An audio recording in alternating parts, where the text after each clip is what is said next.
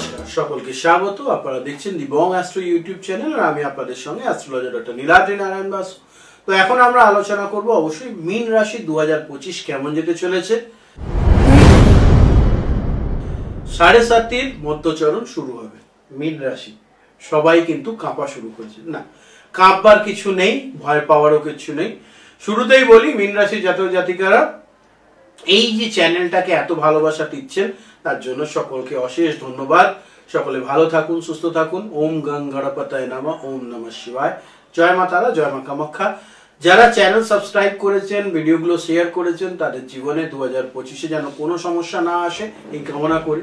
তার মানে যারা সাবস্ক্রাইব করেনি তাদের জন্য শুভকামনা দিচ্ছেন এটা নয়, তারাও এরা তো ভালো একটা চ্যানেল পেয়েছেন, অবশ্যই সাবস্ক্রাইব করবেন। তাদের জীবনেও আগামী দিনে ভগবান অনেক ভালো ভালো দিন নিয়ে আসুক এই কামনা করে অনুষ্ঠান শুরু করব। মীন রাশি যারা লাস্ট 1-1.5 বছর ধরে খুব সমস্যা ভোগ করছেন, কারণ একে তো শনি 7.5 শুরু, তার সঙ্গে সঙ্গে রাহু গ্রহের আপনাদের রাশিতেই অবস্থান। সেক্ষেত্রে যা যা পজিটিভ হওয়ার সেগুলো পজিটিভ তো হচ্ছে না, উল্টে গিয়ে নেগেটিভ হয়ে যাচ্ছে, তাই না দাদা? একদম পিন পয়েন্ট কারেক্ট কথা বলেন। এই জন্যই তো বললাম চ্যানেল সাবস্ক্রাইব করে সঙ্গে থাকুন, পাশাপাশি বেল আইকনটা টিপে দিতে ভুলবেন না, ঠিক আছে? চল তো জেনে নেব এক এক করে। মীন রাশি যারা হারার আগে হার মানেন না, লড়াই করে জিততে চান এবং জীবনে এগিয়ে যেতে চান, এই শুভ যোগ আপনাদের রয়েছে, তাই জন্যই আপনারা কিন্তু বাকিদের চেয়ে আলাদা।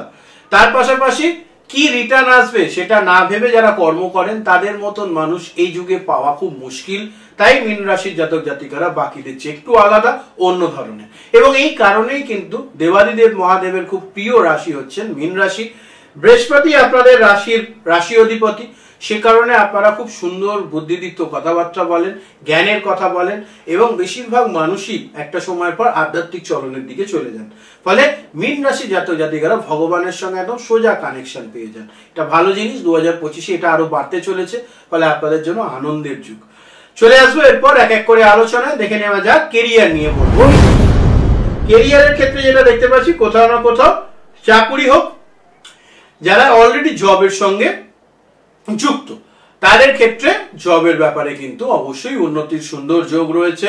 এবং তার পাশাপাশি আরো একটা পজিটিভিটি যেটা দেখতে পাচ্ছি সেটা হচ্ছে যারা দীর্ঘদিন ধরে একই জবে রয়েছেন, সেখানে কোনোভাবে স্যালারি হাইক হচ্ছিল না, পয়সা কড়ি হাতে আসছিল না, ভাবছিলেন, চেষ্টা করছিলেন, কিন্তু যেভাবে চাইছিলেন সেইভাবে হচ্ছিল না, আমি বলবো জানুয়ারি, ফেব্রুয়ারি, মার্চ 3 মাস ভালো করে অপেক্ষা করে নিন।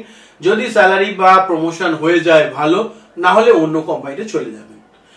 আপনি কোনো জায়গায় শৈশবোধ করে আসেননি যে আজীবন ওখানেই জব করতে হবে, ঠিক আছে? তো যারা শুনছে না তাদেরকে বাদ দিয়ে দিন। আপনারা আপনাদের ক্রেডিবিলিটি অনুযায়ী যেখানে ভালো সুযোগ পাবেন, যেখানে স্যালারি হাইক হবে, যেখানে প্রমোশন ভালো পাবেন, যেখানে সম্মান বেশি পাবেন, সেখানে জয়েন করবেন। মীন রাশির মানুষজন এটা মিলিয়ে নেবেন।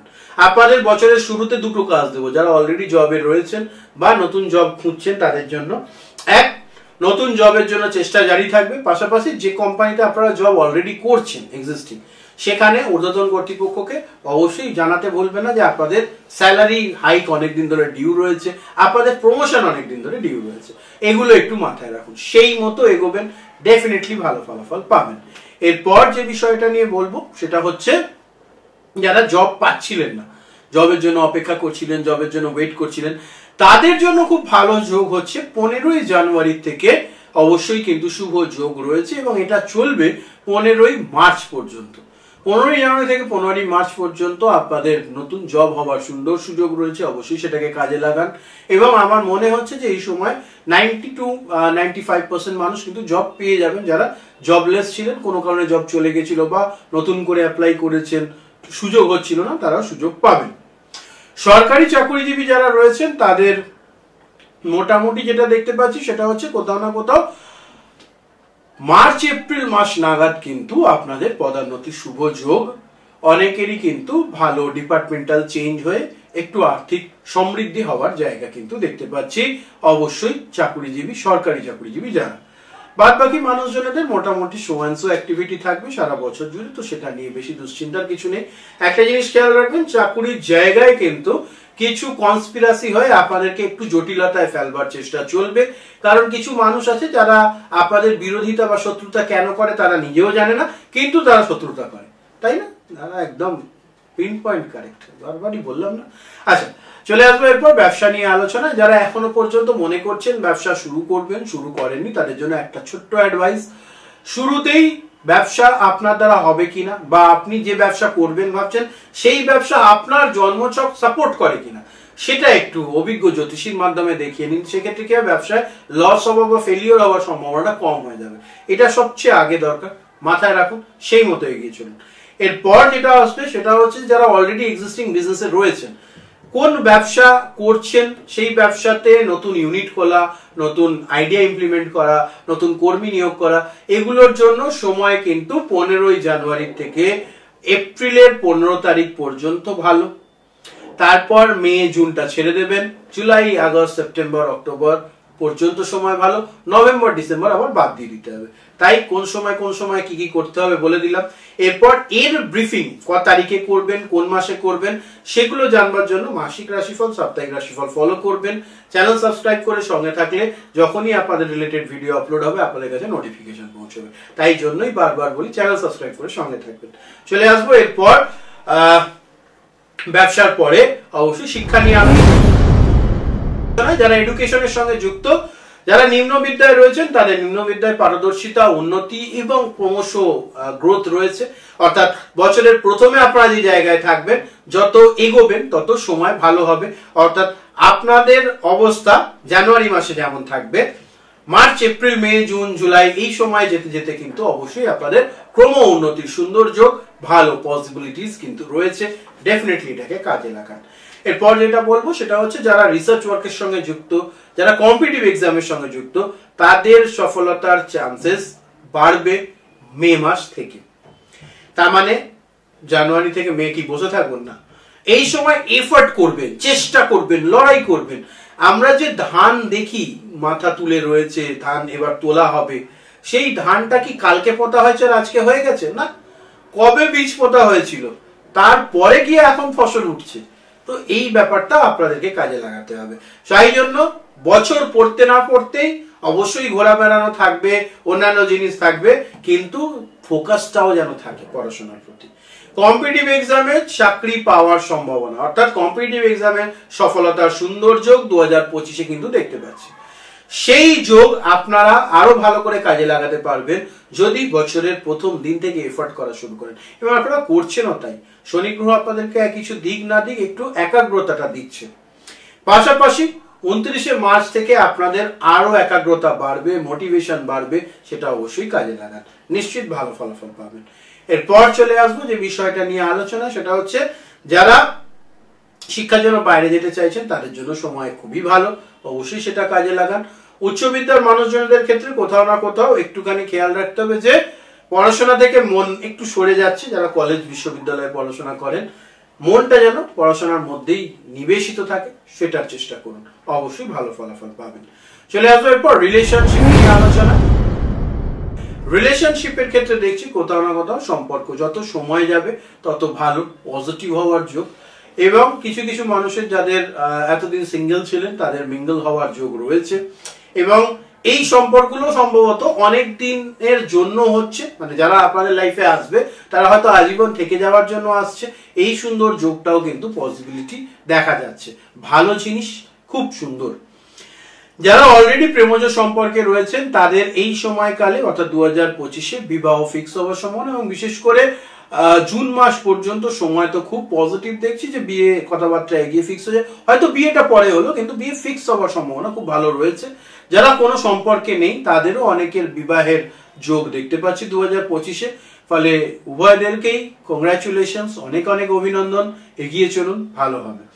ভাববার কোনো কারণ নেই যে সময় ভালো যাচ্ছে না, বিয়ে করব করব না, এসব ভাবতে হবে না। যা হয় ভগবানের ইচ্ছে হয়, এটুকু মাথায় রাখবেন। চলে আসবো এরপর যারা সম্পর্ক সদ্য শেষ হয়ে গেছে, নষ্ট হয়ে গেছে, কারণ রাহু গ্রহ রাশিতে থাকলে পরে এই ধরনের ঘটনা ঘটায়। সপ্তমে কেতু, রাশিতে রাহু, হবেই হবে। যাদের এইগুলো শেষ হয়ে গেছে তাদের বলবো পুরনো মানুষ ফেরত আসবার কথা চিন্তা না করে নতুন বিষয়ের দিকে তাকান, মুভ অন করে যান, সবচেয়ে বেটার হবে। কারণ মুভ অন না করলে কিন্তু ভালো কিছু পাবেন না আপনারা, এটা মাথায় রাখুন, নিশ্চিত ভালো হবে। এরপর যে বিষয়টা নিয়ে বলবো, যারা দাম্পত্য জীবন বা বৈবাহিক সম্পর্কে রয়েছেন তাদের বৈবাহিক জীবনে উন্নতির যোগ। যাদের এত ঝড়ঝাপটার মধ্যেও সম্পর্কগুলো নষ্ট হয়নি, হ্যাঁ মনোমালিন্য হয়েছে, কথা বন্ধ হয়েছে দুদিনের জন্য, আবার কথা বলা শুরু হয়েছে, তাদেরও সম্পর্কগুলো আস্তে আস্তে জোড়া লাগতে শুরু করবে। সব দিক থেকে পজিটিভ হবে, ভালো হবে, এবং এই পজিটিভ হওয়া ভালো হওয়া যত সময় যাবে আপনাদের উন্নতি দেবে। নিশ্চিত রূপে এটা কাজ করুন, সে মতো এগোন, ডেফিনেটলি ভালো ফলাফল পাবেন। চলে আসবো এরপর আর্থিক বিষয় নিয়ে আলোচনায়। আর্থিক বিষয়ের ক্ষেত্রে যেটা দেখতে পাচ্ছি, সারা বছর জুড়ে বিশেষ করে মে মাসের পর থেকে আর্থিক ক্রম উন্নতির যুগ। এমন এমন সোর্স থেকে টাকা আসবে যেগুলো হয়তো আপনারা আশাই ছেড়ে দিয়েছিলেন, সেই ধরনের যোগ কিন্তু 2025-এ সুন্দরভাবে রয়েছে। কি চাকরিজীবী কি ব্যবসায়ী উভয়ের ক্ষেত্রেই পজিটিভিটি রয়েছে। দুটো জিনিস খেয়াল করতে বলবো, 7.5 মধ্যচরণ শুরু হচ্ছে মার্চ মাস থেকে, ফলে মার্চ মাসের 29 তারিখ থেকে। ফলে বলবো যে টাকা পয়সা ধার দেওয়ার ক্ষেত্রে একটু সজাগ সতর্ক হতে হবে, কারণ এই সময় দেওয়া টাকা হয়তো ফেরত পেতে সমস্যা হতে পারে। ফলে খুব দরকার না পড়লে পয়সা করে ধার দেওয়ার প্রয়োজন নেই, নিজের টাকা নিজের কাছে রাখুন, নিশ্চিত ভালো ফলাফল পাবেন।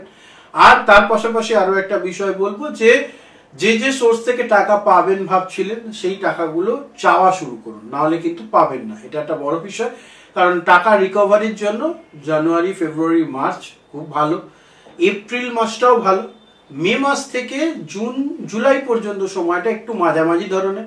ফলে এই সময় ফেরত কম আসতে পারে বা না আসার যোগ, সেটা একটুখানি খেয়াল রাখুন।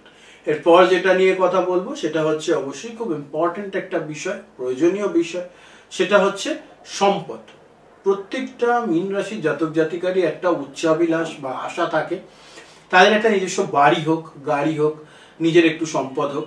তো এখানে আমি যেটা পজিটিভলি দেখছি, সেটা আপনাদের খুব সুন্দর সুযোগ কিন্তু রয়েছে।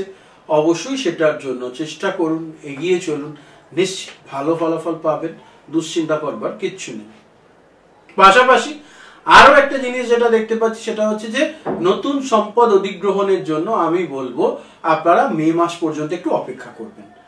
জুন জুলাই মাস থেকে যদি নতুন সম্পদ করতে পারেন, সেটা স্থায়িত্ব অনেক বেশি হবে এবং বেশ কিছু টাকা আপনারা বাঁচাতেও সক্ষম হবেন, সেটাও একটুখানি খেয়াল রাখুন। এটা ভালো ফলাফল নিশ্চিত রূপে পাবেন। এরপর হেলথ নিয়ে আলোচনা।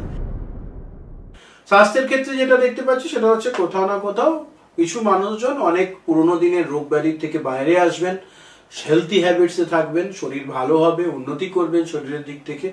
মহিলাদের ক্ষেত্রে একটু গাইনো রিলেটেড প্রবলেম বাড়তে পারে, সেটা সতর্ক রাখুন। অ্যারাউন্ড মে জুন জুলাই এই 3 মাস খুব সমস্যা যেতে পারে। লিভার ওরিয়েন্টেড সমস্যা হওয়ার একটা সম্ভাবনা। কিছু মানুষের হাঁটুতে ব্যথা, কোমরে ব্যথা, অস্ট্রিও আর্থারাইটিস এই ধরনের সমস্যা হওয়ার সম্ভাবনা রয়েছে।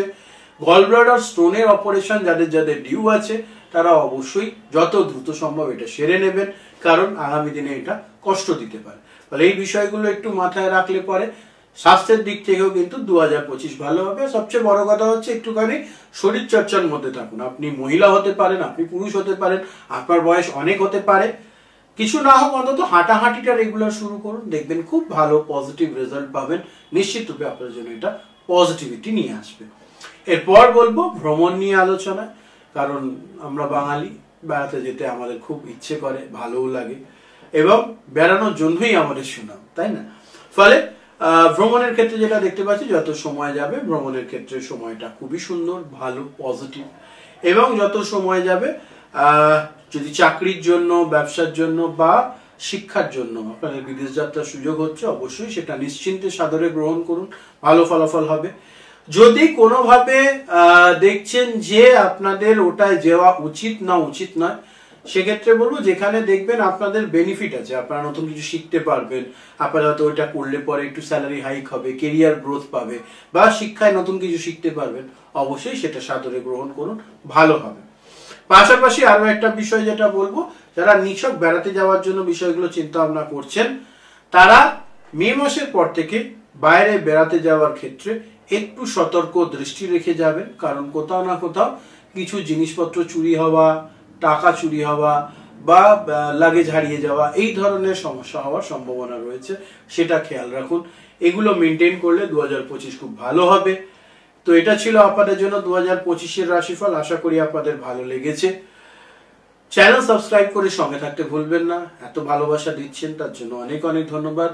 নিজেদের প্রিয়জনদের সঙ্গে এই শুভ চ্যানেলটাকে সবাই একটু শেয়ার করে নেবেন। প্রত্যেকের 2025 খুব ভালো কাটুক এই কামনা করি। জয় মা তারা, জয় মা কামাখ্যা। আর একটা জিনিস এখানে বললাম না, সেটা হচ্ছে কি কি উপায় করলে আপনারা 2025-এ ভালো থাকবেন, সেটা আলাদা করে এই ভিডিওতে দিলে পরে অনেকটা লম্বা ভিডিও হয়ে যেত, তাই এখানে দিলাম না। সেটার আলাদা ভিডিও আসছে, সেটার জন্য অপেক্ষা করবেন। সকলে ভালো থাকুন, সুস্থ থাকুন, 2025 ভালো কাটুক এই কামনা করে বিদায় নিচ্ছি। নমস্কার, হর হর মহাদেব।